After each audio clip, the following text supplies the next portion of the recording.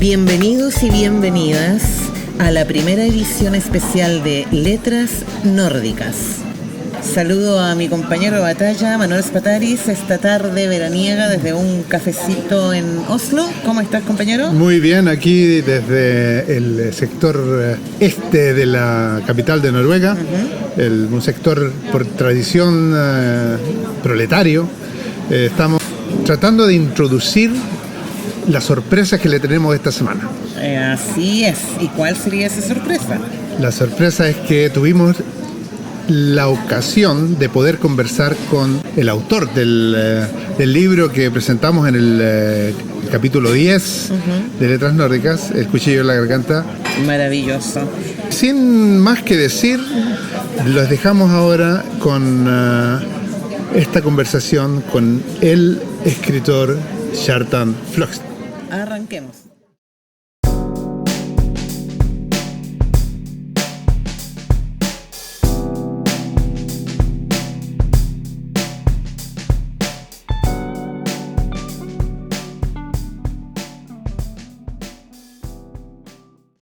Bueno, le agradecemos enormemente que haya podido venir, que haya querido venir. Para nosotros es realmente un honor. Sabemos el escritor que tenemos enfrente en este momento. Bueno, os felicito y muchas gracias por recibirme.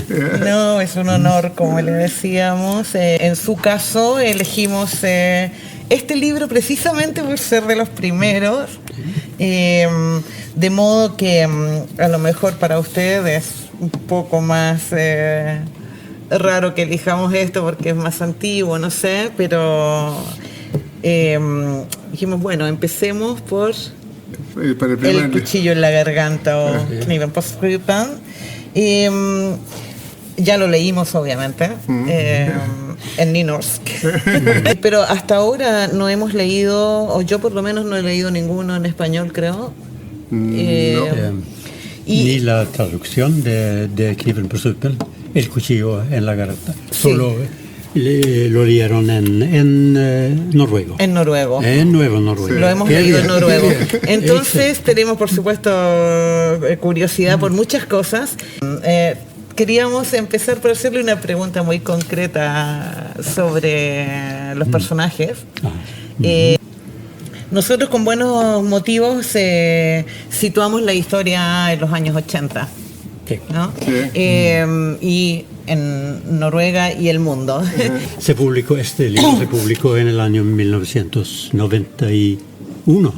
Sí, hace 33 años. Claro. Y después he publicado como 6 o 7 novelas más y muchas cosas.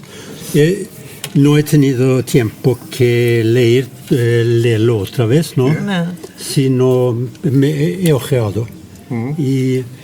Y me da la impresión de que es una novela que tiene una trama coherente, ¿no?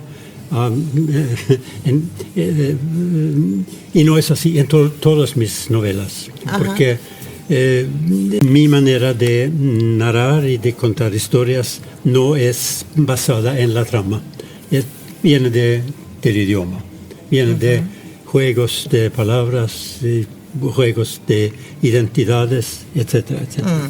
Y por eso de joven viajé a Río de la Plata, porque pensaba que la mejor literatura que se escribía en aquel entonces, quiero decir en los años 60, venía de Buenos Aires, ¿no? Borges, Cortázar, etcétera, y esa gente. Y por eso para resumir, me resulta un poco difícil hablar así concretamente sobre los personajes. Yo estoy seguro de que ustedes los conocen mejor que yo en este entonces. Yo tengo, o sea, yo conozco mucho obrero noruego que tiene más o menos la edad de mi papá, ¿no?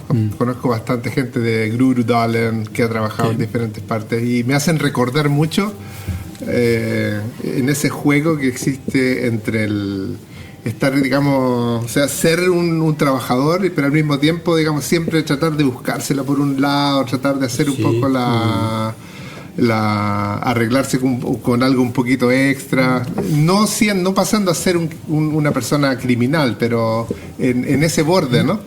Y a mí me da la impresión de que ese borde, o sea, ese lugar específico se ha ido deshaciendo un poco. Pero le quería preguntar otra cosa sobre el libro. En el principio, cuando este hombre va manejando y le va tiritando, ¿cómo se llama? ¿Hay ahí algo de Cortázar? ¿De La noche boca arriba, por ejemplo? Seguramente, sí. Pero no me acuerdo. ¿No se acuerda? Lo escribí desde hace 33 años o algo así. Sí. Así que para mí, bueno, yo en aquel entonces era otra persona. Sí.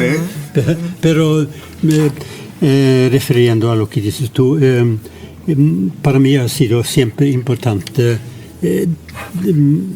demostrar en prosa, en la literatura, la verbosidad o la fuerza verbal que existe en la clase obrera, la manera de contar, la manera de, bueno, como dices tú también, eso de arreglarse un poquito, claro, porque muchas veces era necesario, ¿no? Claro.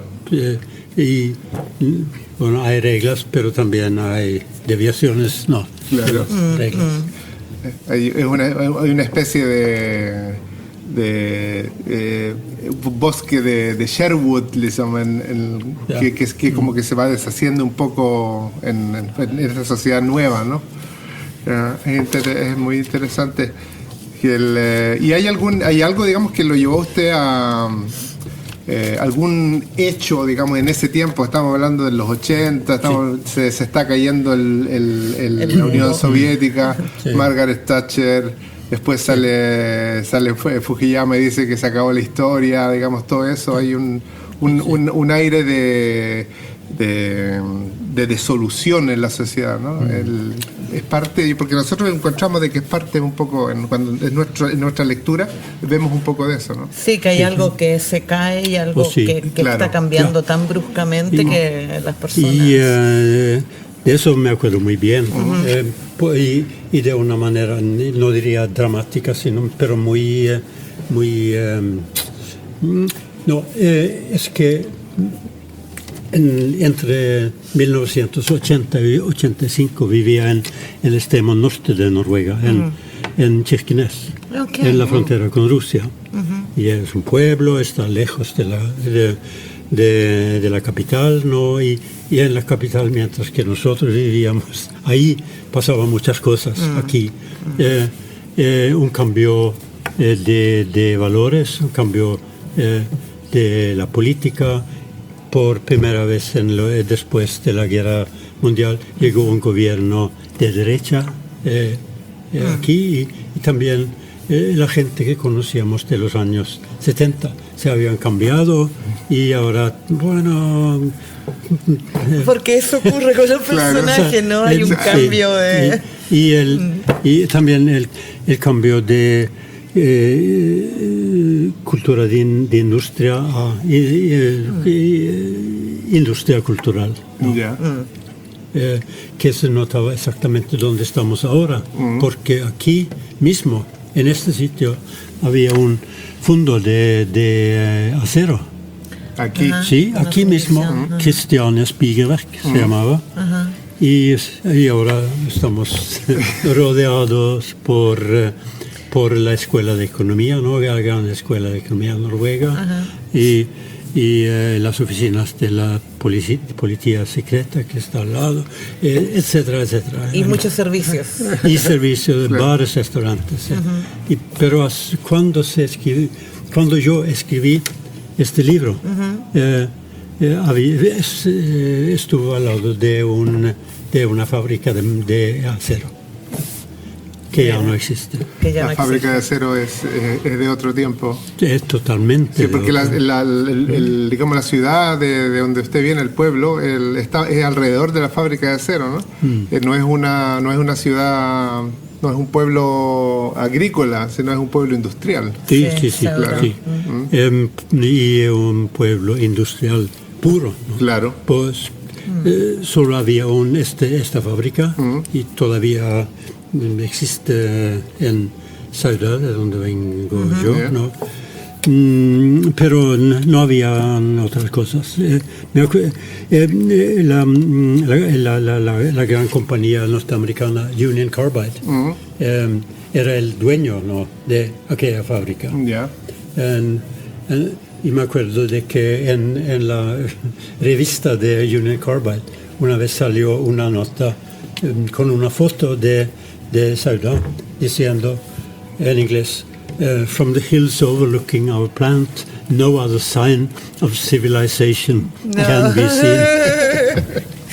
Sí, a mí me hace, o sea, me suena muy parecido al norte de Chile, ¿no? Que también es desierto y ahí hay enclaves de industria que están haciendo metal y las minas grandes, ¿no? Y claro. Chuquicamata. Chuquicamata es inmenso, y la escondida más grande ahora está lleno de minas eso, ¿no? Y es un problema muy muy fuerte en realidad, ¿no? Porque o sea, es un poder tan grande la industria en el fondo, y al mismo tiempo en el libro también, ¿no? O sea, en el libro la industria es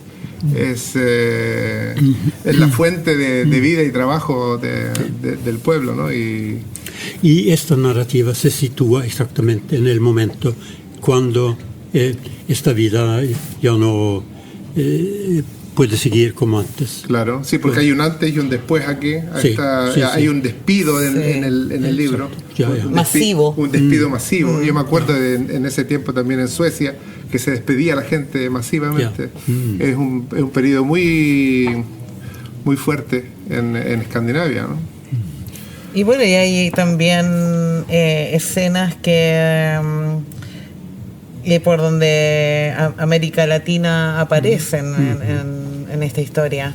Sirvió para eso su experiencia de viaje, porque sabemos, ¿no?, que usted se embarcó alguna vez, llegó al continente latinoamericano en barco.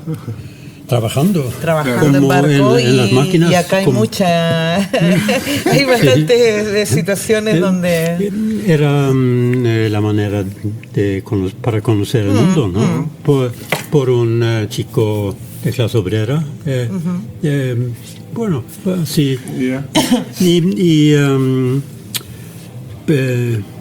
La primera vez que hice escala en América Latina fue en Salvador de Bahía, que es exotismo total, ¿no? Claro. Trópico, casi África, pero una ciudad barroca.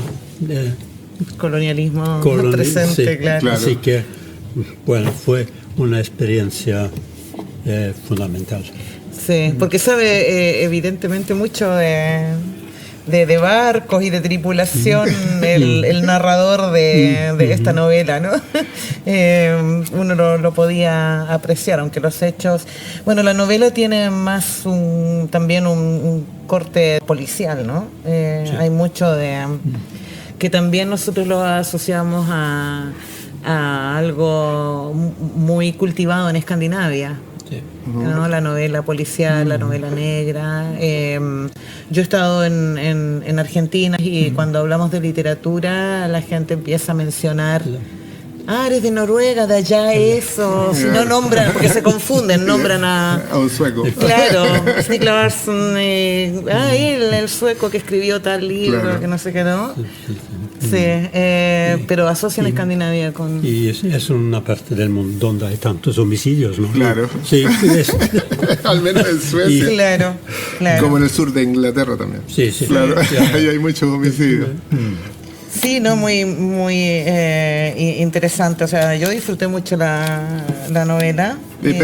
¿Es un recurso literario para hacerla, digamos, más accesible, para hacerla, digamos, que se pueda leer? Porque usted comenzó contando de que usted no escribe, digamos, con esa trama, pero, digamos, la hace... lo hizo pensando en que quizás llegara un poco más a la gente que se parece a las personas del libro. Sí, pues, en aquel entonces novela negra escandinava no era tan famosa como ahora y no se vendía tanto. Y no sé si este libro no fue categorizado como una novela policial, sino una novela. Y creo que también se leía así como una novela seria. Sí, yo creo que se lee de las dos maneras también, sí, ¿no? Sí. No hay ninguna contradicción en ello. A nosotros nos gusta. Para mí como lectora. Nos gusta esa forma de presentarlo y al mismo tiempo elaborar los personajes de hacer tan profundamente, usar como árbol el suspenso, lo que está pasando, el asesinato que aparece ahí, todo eso, ¿no? ¿Cómo se llama? Porque, bueno, no sé, tiene que ver quizás con que nosotros también, nuestra generación está muy vinculada al cine, ¿no? Me da la impresión. Sí, yo también. Claro. Sí. ¿Qué tipo de cine les interesan sobre todo? No, es amplio. A mí la verdad que me gusta mucho Haneke, el cine de Haneke, pero también el de Roy Andersson. Me parece que es una obra de arte cada vez que uno se pone frente a la pantalla. Lo que uno ve es una obra de arte en movimiento, y además porque me gusta su sátira tan oscura, ¿no? Y a propósito de eso, yo creo que esta novela también tiene mucho de sátira. Sí. De sátira, sí. Y tiene también un elemento muy lindo, y que yo lo asocio también al neo-noruego o nynorsk, que son...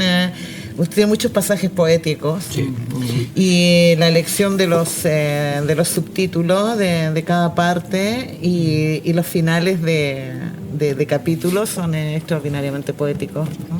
Sí, ¿Cuánto le atribuye usted a su posibilidad de ser nynorskar? Bueno, es mi debut como escritor con 2 tomos de poesía. Y a lo largo de los años he continuado a escribir poesía y canciones. Así que los últimos 10 años, yo he podido trabajar con músicos y compositores para presentar la poesía. Y es la manera en la cual existe la poesía ahora, creo, como canciones. Sí. Pero también se puede esconder poesía como prosa en una novela de suspenso. Sí. Hay pie de página con entradas medias antropológicas, digamos, sobre una historia más primal de lo que en realidad está pasando, digamos. Como eso a mí me llamó la atención, las ¿no? notas al pie que las pone notas acá. al pie están muy buenas, de los cazadores de cabeza. Y en danés. Claro, en danés me imagino que porque hace tiempo o en antiguo noruego. Claro. O en danés, es casi lo mismo. Sí, la palabra hudjäger. Cazadores de cabeza, los jíbaros. También tiene un doble sentido en español. Sí. Es cuando una compañía busca a un director o líder o algo. Sí. Muchas veces emplea un hudjäger para hacerlo. Y también tiene que ver con aquella época, ¿no? Cuando creo que el concepto de hudjäger, cazador de cabeza, era algo nuevo para nosotros.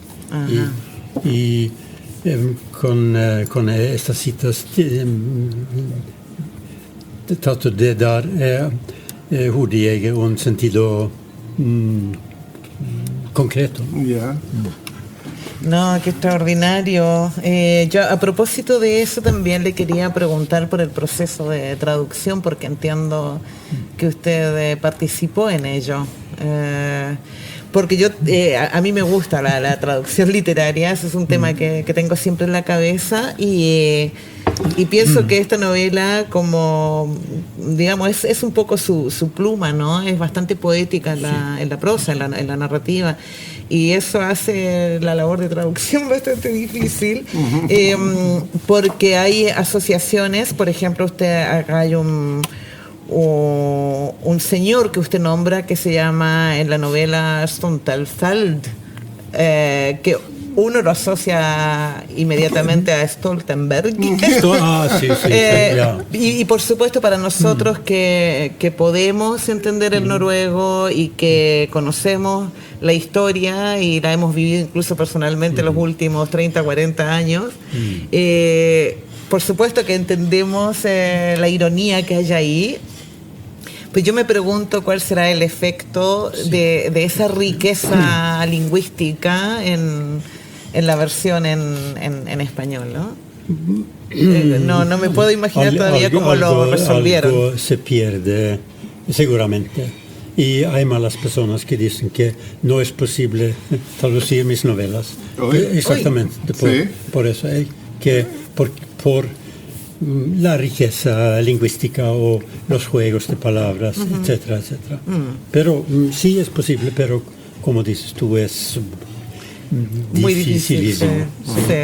Difícil, pero no imposible. Las traductoras son dos señoras, una señora noruega, Kjersti Bagetun, y una señora española de pura, española, ¿no? Y las dos finalizaron la traducción después de mucho labor, creo, y me mandaron listas y listas de palabras difíciles, preguntando qué significa, etcétera, etcétera. Sí, a mí me llamó particularmente la atención que Stegnerud, que es uno de los personajes, se presenta como el Minga. El Minga, y Minga, ¿qué quiere decir? La verdad que no sé, puede tener más de una. Nosotros decimos la minga. La minga, claro. La minga en Chiloé es una especie de dugnad, ¿no? ¿Es un pájaro? No, un dugnad. Dugnad, la actividad de colaboración. Pero entonces es femenino, es la minga. La minga. Es una palabra indígena.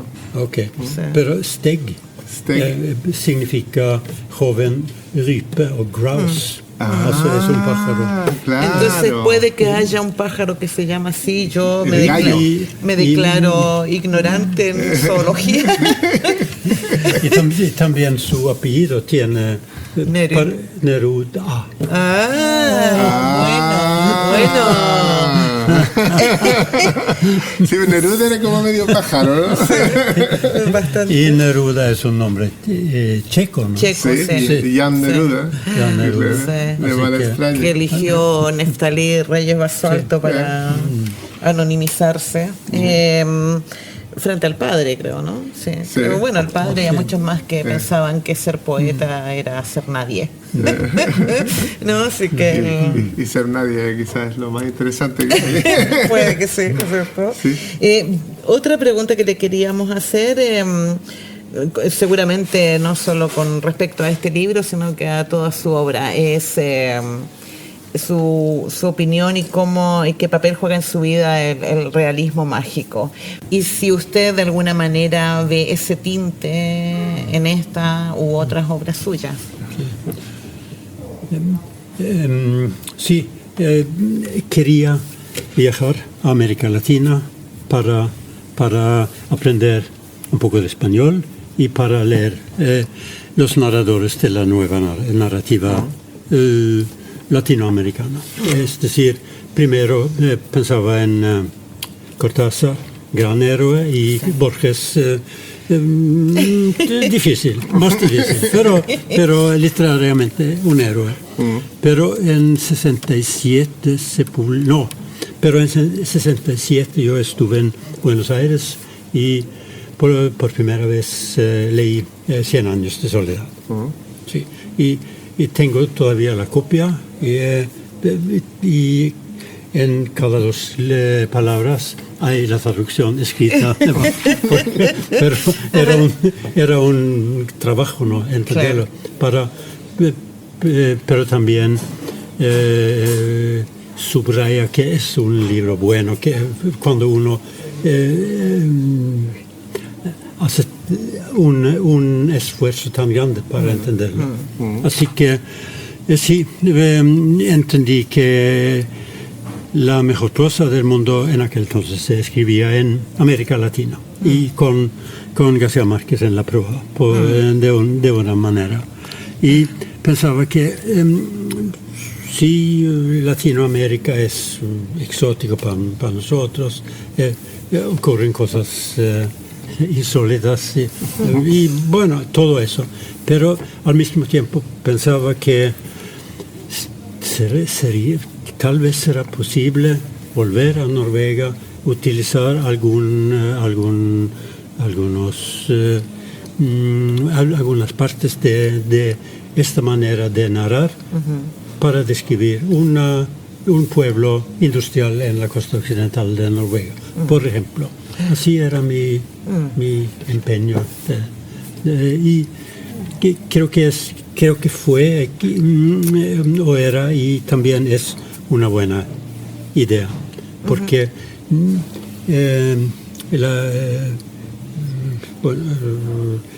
la literatura aquella sí es latinoamericana, pero no pertenece en sí a América Latina.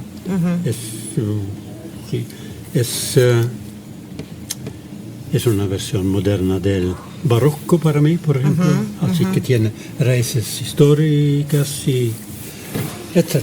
Sí, y definitivamente una manera de narrar. He encontrado en mucho del realismo mágico en la prosa de algunos, o sea, no todo, ¿no? Pero algunas cosas de Selma Lagerlöf.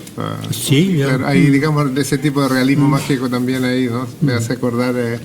Es como, pero también tiene que ver con que es otro mundo, ¿no? Es una sociedad, digamos, en donde esto se da quizás con mucha más naturalidad, ¿no?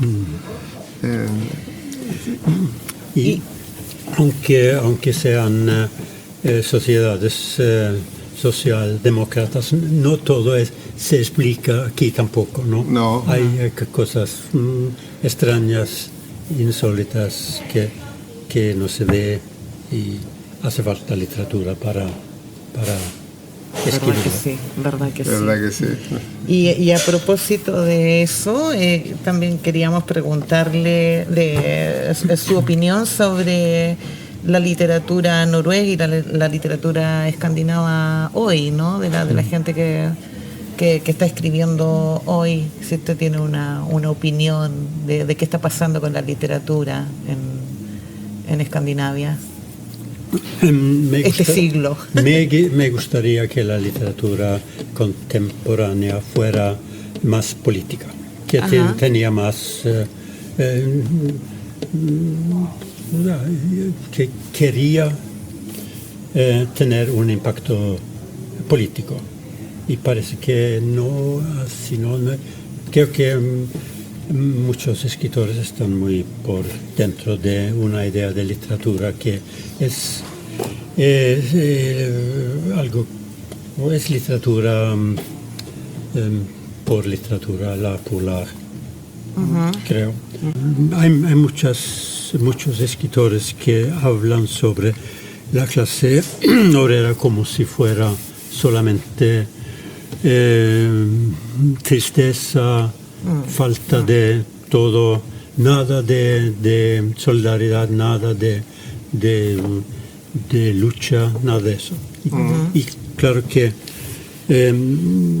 ha desaparecido mucho de la fuerza de la clase obrera, pero todavía existe y creo que, por lo menos,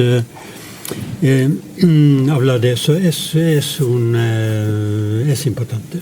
Lo interpreto bien si digo que para usted es importante que la literatura tenga una función política. Sí, sí, exactamente. Pero la literatura política no es una cosa fácil, no hace falta o no es necesario, no basta ponerse aquí al lado diciendo que quiero, etcétera, etcétera, sino hay que literarizarlo de una manera que convence. Claro, hay ve la sociedad, o sea, viendo así, ya que nos estamos yendo por ahí, ve la sociedad noruega como una, digamos, ¿es una socialdemocracia o es una sociedad quizá más basada en el consumo que en la solidaridad? Ahora sí, Claro, ahora sí. sí. Y después del descubrimiento del petróleo en el Mar del Norte, Ya. demoraba 40 años antes de que la riqueza del petróleo se manifestaba con tanta fuerza en la sociedad, pero ahora se nota, ¿no? Que es casi como un reino árabe del norte, ¿no? Sí. Que nosotros pensamos que bueno, nosotros, no sé si nosotros, pero yo creo que sí, que vemos a la sociedad hoy como una especie de, o sea, sin en realidad voluntad de cambio, ¿no? Hay como una resignación de querer preservar este bienestar que tenemos. Y satisfacción, Claro, ¿no? claro, siempre, o sea, todo tiene que ser muy bueno para mí, me tengo que demorar poco, muy cómodo, si me voy a la cabaña tiene que estar caliente, es como que hay muy poca fricción, ¿no? Eso quizá a lo mejor también afecta un poco la literatura y ¿le parece a usted, digamos, que la literatura refleja eso? Hoy la literatura... Sí, puede ser. Sí. Puede ser que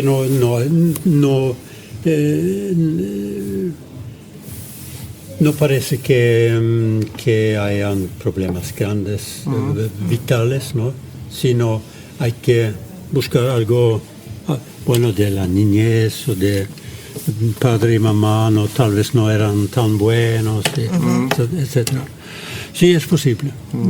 Pero al mismo tiempo, para mí, la literatura buena se puede escribir desde cualquier situación. Uno puede ser monja o ladrón o gerente de una compañía grande y al mismo tiempo escribir literatura buena, creo yo. Sí, yo también creo lo mismo. Sí. Y puede estar en una casuchita o arriba en la cima de un monte escribiendo. Sí, bueno, le preguntaba yo también, o nosotros, por la literatura escandinava hoy, porque otro fenómeno que yo aprecio, y tal vez también lo compartimos esto, de lo poco que he leído, yo noto un poco que se están formando como grupos en los escritores, digamos, los escritores, en el caso de Noruega, noruegos, digamos, de descendencia, entonces tienen unas temáticas en particular, y noruegos descendientes de inmigrantes que tienen, entonces son como la otra voz, o la voz del otro, ¿no? Del otro inmigrante, como muy marcada, y no veo autores noruegos contemporáneos, más bien con abuelos y padres noruegos, trayendo historias de un mundo más diverso en esta parte del mundo. Tal vez usted sea uno de los pocos que trae, digamos, a América Latina, que trae nombres. En este libro usted menciona Antofagasta, por ejemplo, que no sé cuántos noruegos saben dónde está Antofagasta, ¿no? Pero hay una realidad mucho más múltiple en términos culturales en Noruega desde hace ya 50 años. Y creo que la manera en que eso se ha manifestado es... los noruegos siguen escribiendo sobre los noruegos y los chicos que son noruegos pero que tienen padres, abuelos de otra parte del mundo, tienen así como la posibilidad de escribir de otras cosas que ocurren en Noruega.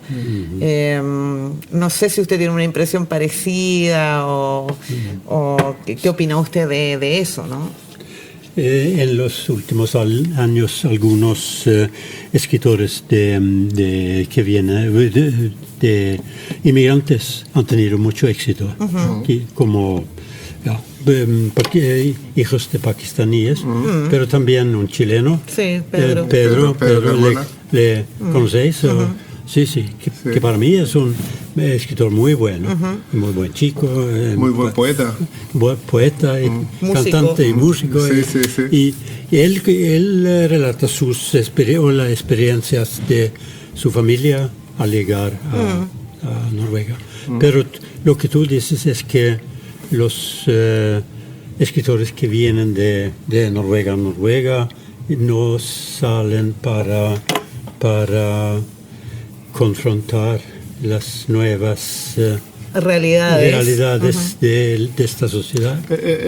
Tengo como esa impresión de lo poco que he leído. A lo mejor existen, pero yo no los conozco. O sea, lo que nosotros conversamos el otro día era que con estos escritores, o sea, no es que tampoco no podemos decir todos los escritores ni estos escritores tampoco, sino es la impresión que nosotros tenemos de que cuentan la historia de Noruega, pero como que no incluyen a esa parte, a la parte extranjera. Las historias se tratan de noruegos con noruegos sobre situaciones como muy noruegas. Es como si fuera otro sector, ¿no? Claro, es como que si no el otro no existiera. Son como mundos segregados, ¿no? Y ahí es donde tiene a Pedro Carmona, tiene a este chico de Tante Ulrike, como relatando o mostrándonos a través de la literatura ese otro mundo. Pero la verdad que es un solo país, entonces yo lo observo así como un poco segregado, pero es una impresión muy personal, digamos. Me interesaba más bien saber su opinión. No sé, porque los escritores noruegos de hoy han tenido muchas oportunidades de viajar por todo el mundo, hacer experiencias por ahí, pero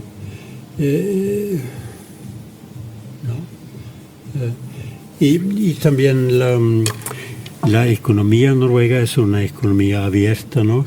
Porque tiene lazos estrechos con todo el mundo, la industria de metales, el petróleo, pero creo que ustedes tienen razón en que eso no se refleja bien en la literatura contemporánea.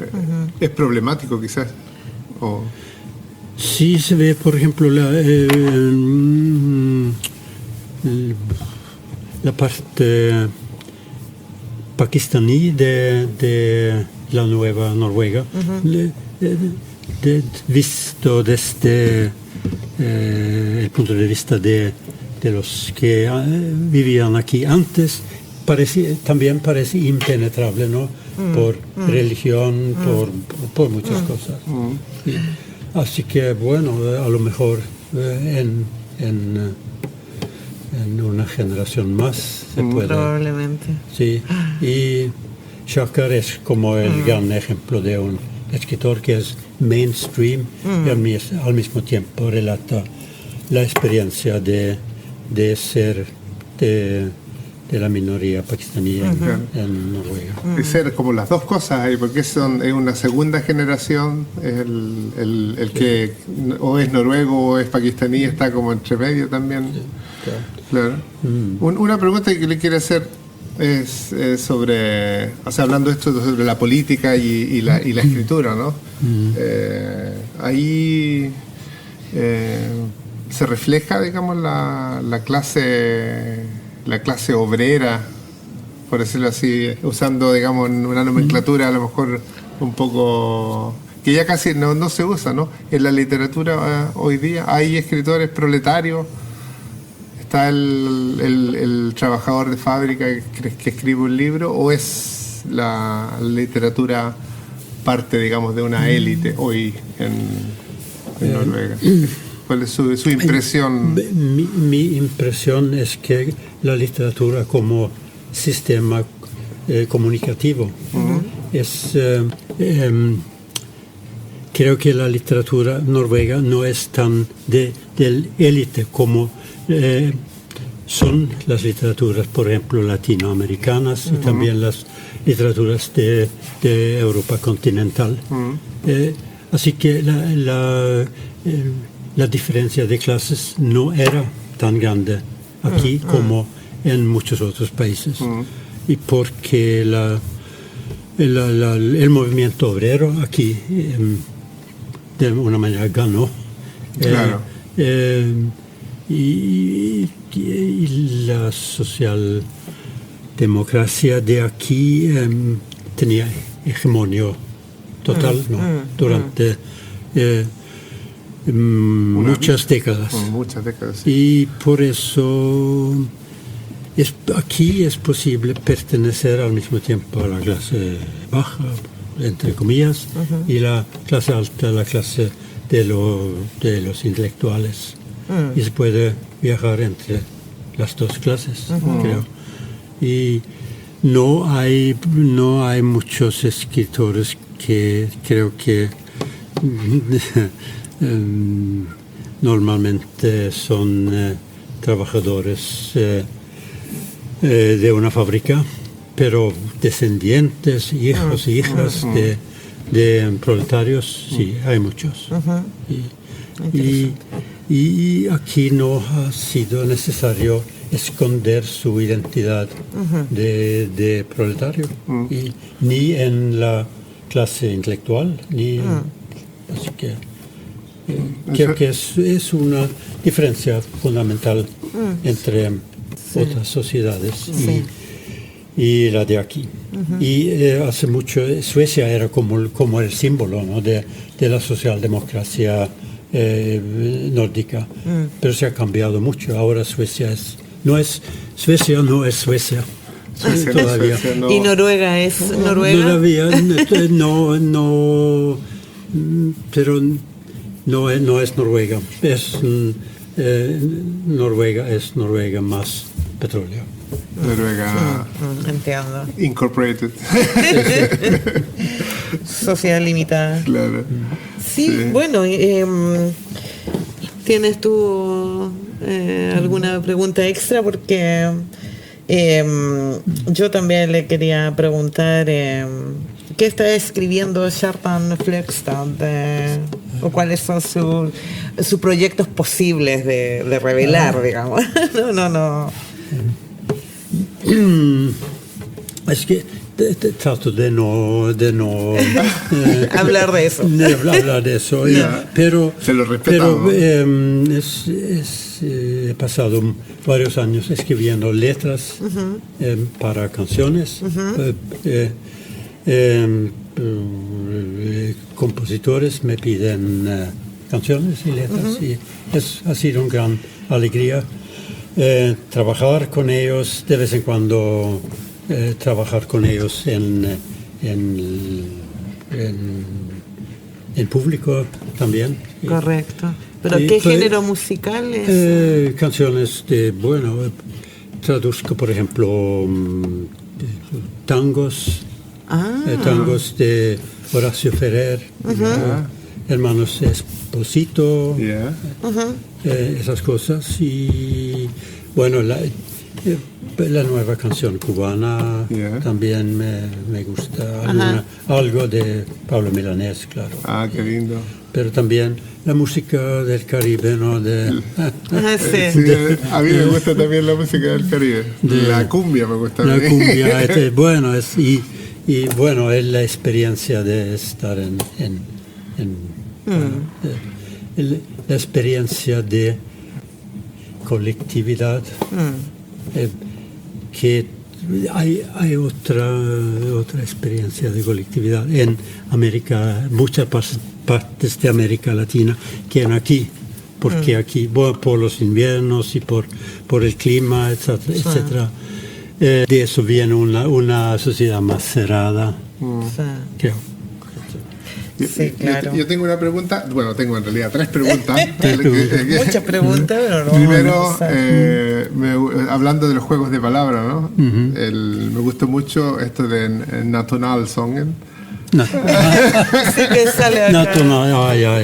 Muy Son las bien. cosas que yo todavía me pregunto Claro. cómo están en español. Pero hay una Nationalsången hoy día en el conflicto, en este conflicto Ucrania, el conflicto de Gaza, digamos, Sí. toda la guerra en Yemen. ¿Es la Nationalsången la que estamos escuchando?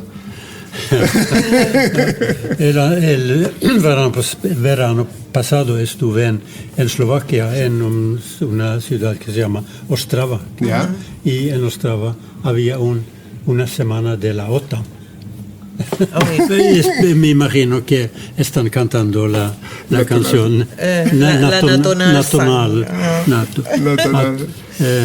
Y la música atonal también Claro. tiene parte de eso.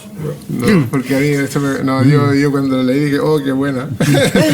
Y lo otro era ¿qué opina usted de los coches, de los autos?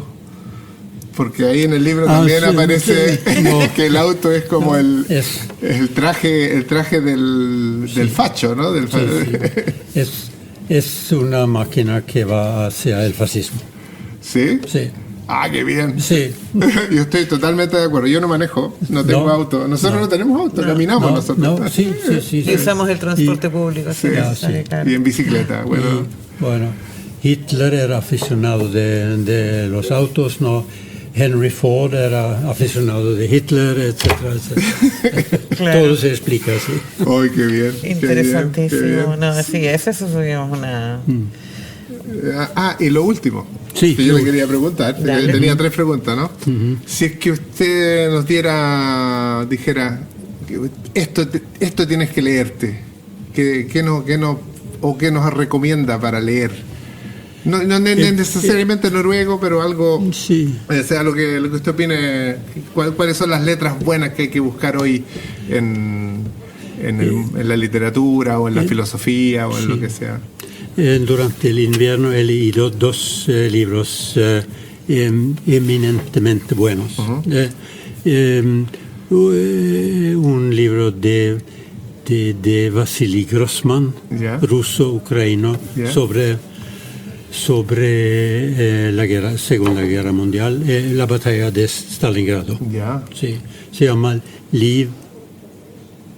Vida y Skjebne, vida Y destino. Y y destino. Ya. Es como Guerra y Paz, pero mejor, a mi parecer. Uy, ahí puso la vara muy alta. Y la vamos a otra leer. era una novela ensayo sobre Mussolini por un italiano que se llama Scarpetta. Bueno, es tiene 600 páginas y todavía hasta ahora ha llegado al 1924, así Ya. que quedan como 3.000 páginas más. Claro. Pero es excelente. Sí. Y no sabía mucho del fascismo italiano. Ahora pienso que sé un poquito más. Esos 2 libros. Ok, vamos a tener que averiguar cuál es el Así a nosotros italiano. nos interesa y lo vamos a buscar. Nos gusta mucho.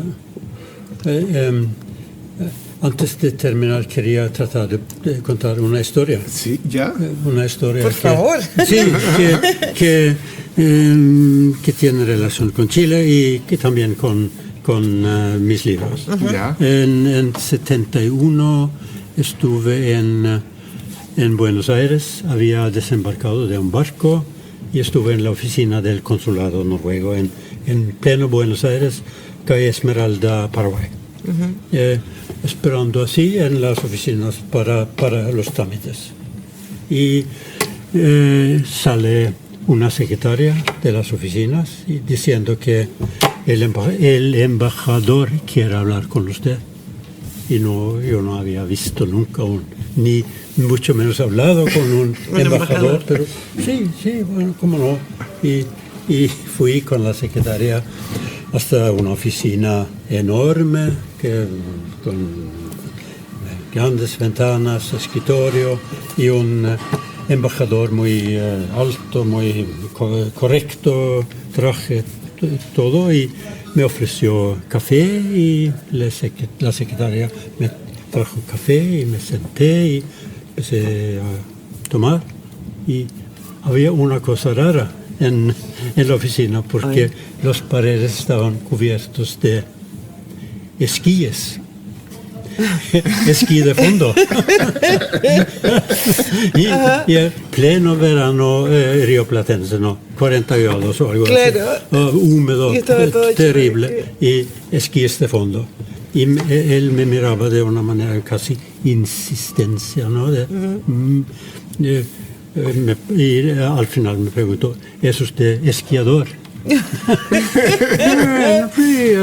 Sí, bueno, sí. Él planeaba tener una semana en Noruega de esquí en Bariloche. Y tenía un instructor de salto de esquí que era piloto de un avión que iba a llegar, pero faltaba un